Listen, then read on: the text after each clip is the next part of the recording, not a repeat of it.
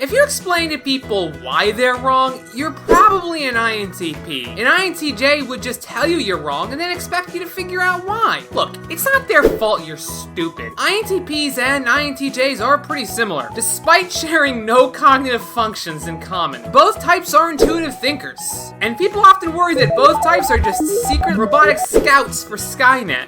BT dubs, I've made flag stickers for both types. Stickers are very human, so if you buy a bunch and stick them all over your body, people will be less suspicious. They'll still think you're a robot, but you'll give off more Wall-E vibes than evil steering wheel ones. So without further ado, here are my 3 ways INTJs and INTPs are very different. Number 1, adapt to the future versus control the future. Both INTPs and INTJs are very future focused, because the present sucks. We know everything going on right now, but the future has infinite possibilities, like having massage beds or universal mute buttons. The future just allows you to be so much more creative, and at least for INTPs, less accountable. You can't get mad at someone for something they didn't do in the future. That's future INTP's problem. So there's a lot less pressure. INTJs want to make goals for the future. They have a checklist of things they want, and things better go according to their plan, because INTJs aren't changing their checklist for anything. You have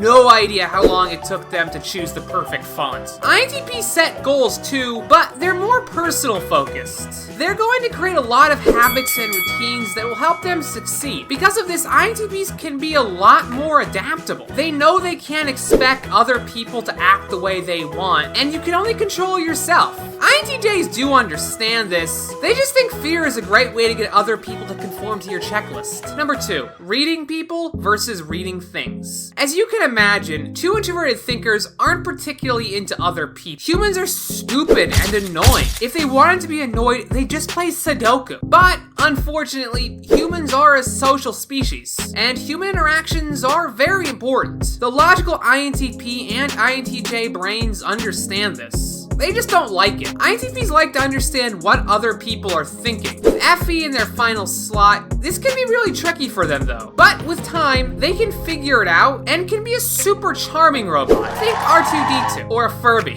INTPs will take their time to explain their ideas and processes to others, making them real team players. INTJs don't really care much about others. They do have FI in their 3rd slot, but they're also FE blind, making them the Mr. Magoo of social interactions. Is anyone gonna get that reference? They just don't value how other people feel. It's all about results to them. Because of this, INTJs can be super direct and won't be afraid to bonk you on the head if they need to. Number 3, how it works versus how to use it. INTJs don't really care about pedantics. If an AC makes you warm, they'll just use it in the winter. But an INTP would be very curious about this reverse air conditioner, and will probably take it apart to see how it works. Well, that seems like a lot of effort, so they'll probably just Google it. And either way, after researching heat pumps for the next 3 hours, they're gonna get hypothermia because they didn't figure out how to turn the darn thing on. INTPs can be an expert at understanding things, but unfortunately, knowing and how to use are 2 very different things. An INTJ can skim a manual and in a short time, know enough.